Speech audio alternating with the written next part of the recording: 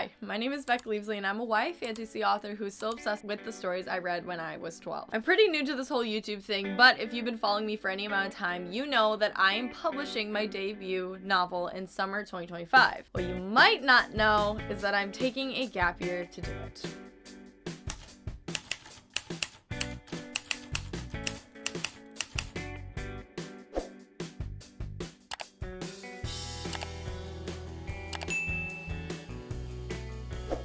So, what is the book? Why am I taking a gap year? Am I bad at school? Did I drop out? Do I hate life?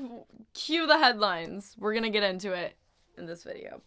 What inspired me to take a gap year and focus on writing? When I was in high school, I was actually able to start college classes while I was in high school, and it was paid for, and I was able to pursue different interests in college. So I started college classes, but I was not studying literature. I was not studying English or writing or any sort of writing related degree. I was actually studying graphic design. This was my first time studying graphic design, and I actually really liked it. I had never done anything like that before, and I do look back at that time as something that was very helpful for where I am right now. I have drawn my own map for my book. I have designed my own cover for my book. It helps me with video editing, helps me with social media marketing, all that sort of stuff. Like, I learned in all those classes. I had free college up to an entire year after graduation. So I graduated and kept taking these classes, and I was moving towards an associate's degree. However, something happened in spring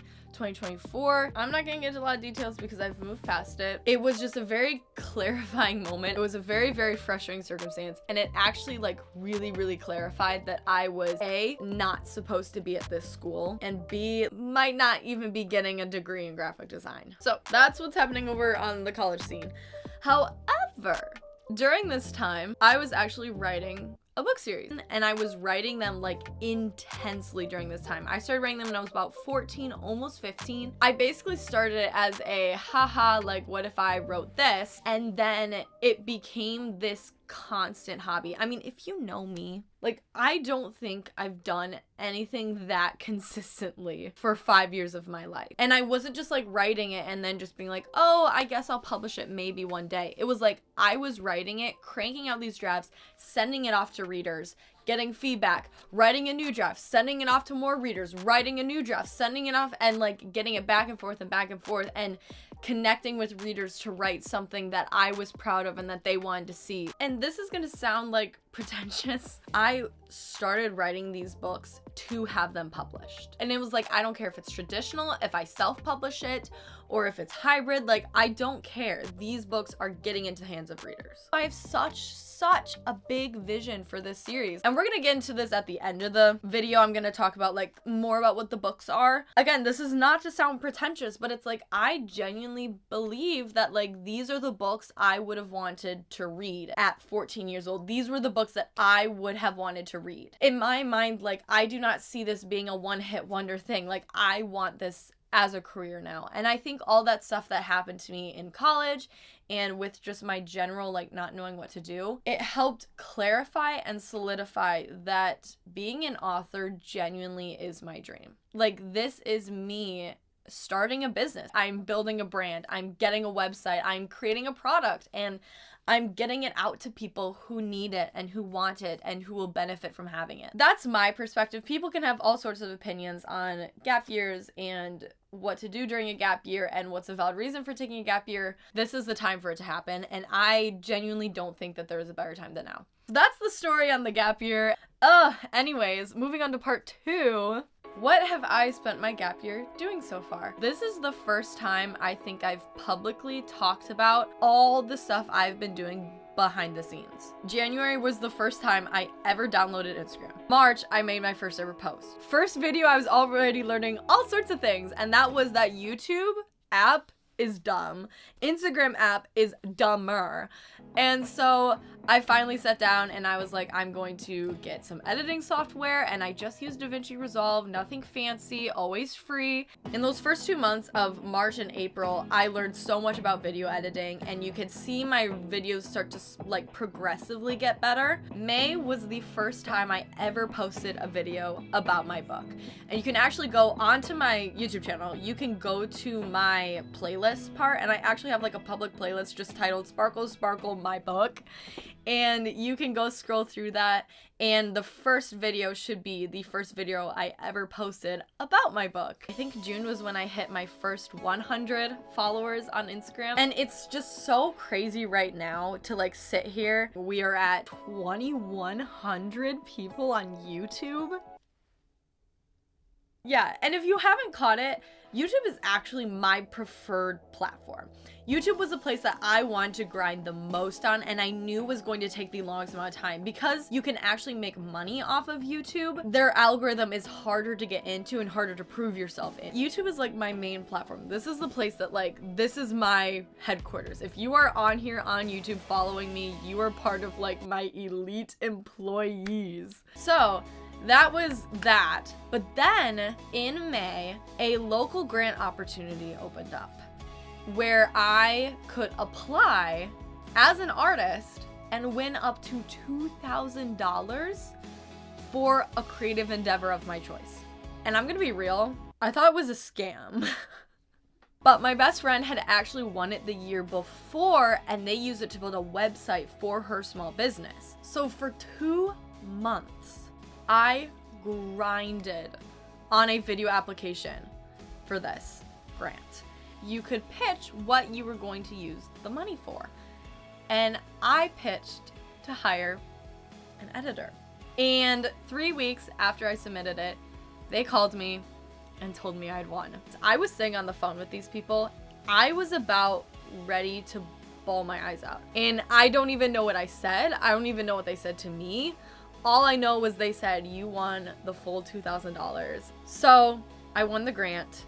And then I did, in fact, hire an editor. And not just any editor, but I hired my dream editor. Every Saturday on my YouTube channel, I'm dropping a hint about who the editor is because you guys are going to lose your minds. Because when I told the people that gave me this grant money that this person like actually accepted my project proposal and wanted to edit my book, they lost their minds. So that is what has happened so far in my gap year. And basically the vision going forward is October 1st, sending my book to the copy editor. I get it back December 15th, but then I need proofreading, formatting. I already have a cover, but I actually kind of want to make a video about it, about maybe revealing the cover. I also need to build a website. I really want to get monetized on YouTube. Like that would be so helpful because everything that comes from YouTube is going to go straight back into the book. So that is like probably like, you know, the easiest way that you guys can support me while you're waiting for the book to come out is to watch my videos, sharing them with friends and family who might love the book that I'm writing. Maybe they want to write a book and they need like a little online buddy to watch while they're trying to figure out what they want to do with their books and stuff. Yeah, that you guys are literally like now in my group of people. Welcome to the family. Well, my coffee is gone now, so that means we have to go on to the last part of the video, which is what is the book? I think 70% of the comments that I get are, what is this book? What is the title? Where can I buy it? So the thing with the title is you can't search it anywhere because the book isn't online anywhere. And that's because I need to build a website.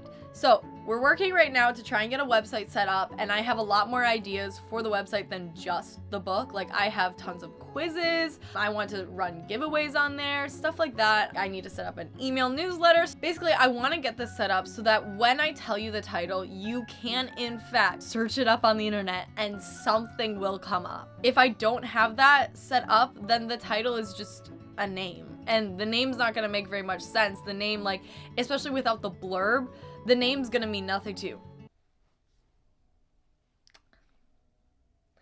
Okay, so it is a name. The title's a name. Okay, that's all I'm telling you. That's all I'm telling you.